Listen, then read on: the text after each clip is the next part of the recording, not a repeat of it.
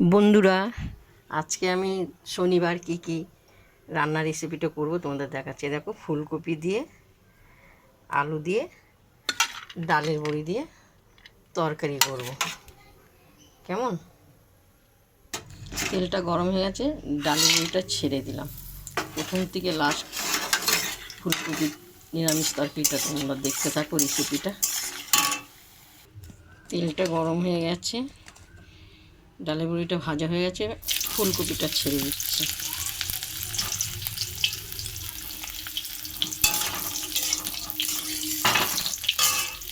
ফুলকপিটা ভাজা হোক লাল লাল করে।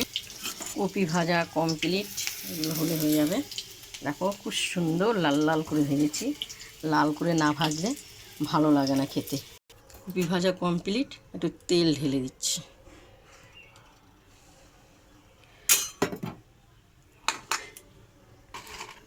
এরপর একটু জিরে দিয়ে দিলাম। জিরেটা হয়ে গেছে, আলুটা দিয়ে দিলাম।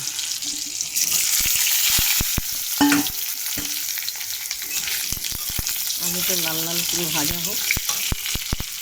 আলুটা লাল লাল ভাজা হয়ে গেল।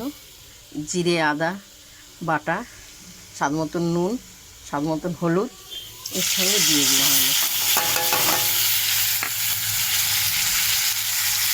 ওইটা কষানো হবে, যত কষাবে তত তরকারি টেস্টি খেতে লাগবে। কেমন? মশলাটা কষানো হয়ে গেছে, মশলার জলটা দিয়ে দিলাম।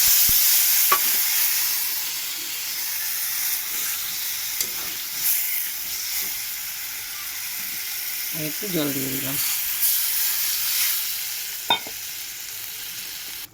আলুটা ফুটে গেছে, ফুলকপিগুলো ঢেলে দিচ্ছি। ফুলকপিটা ঢেলে দেওয়া হয়েছে।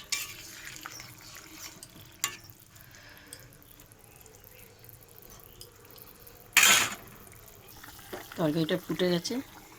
এই যে ভাজা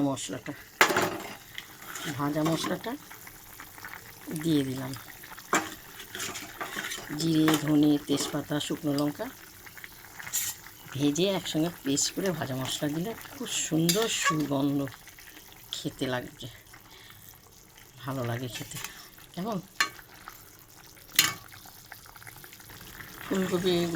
ফুলকপির তরকারিটা ফুটে গেছে, এবার ডালের বড়ি দিয়ে দিচ্ছি। লাস্টের দিকে ডালের বড়ি দেওয়া হয়।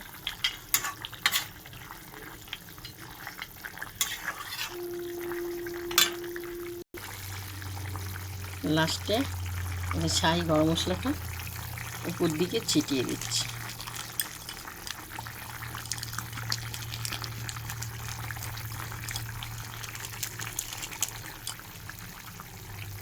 ফুলকপি লাস্ট থেকে প্রথম তোমাদেরকে দেখালাম, দেখতে পাচ্ছ খুব সুন্দর হয়েছে। এবার ফুলকপি কিন্তু প্রত্যেকে খায়, কেমন? সবার বাড়ি বাড়ি হয়, কিন্তু আজকে নিরামিষ। আমি ফুলকপি দিয়ে আলু দিয়ে করেছি। তোমাদের যদি ভালো লাগে আমাকে লাইক দিও, শেয়ার করো, যোগমায়াদিকে কমেন্ট করে জানাবে। হ্যাঁ, অবশ্যই জানাবে আমাকে কেমন হয়েছে তরকারিটা। এসব খেতে আজকে শনিবার ফুলকপি দিয়ে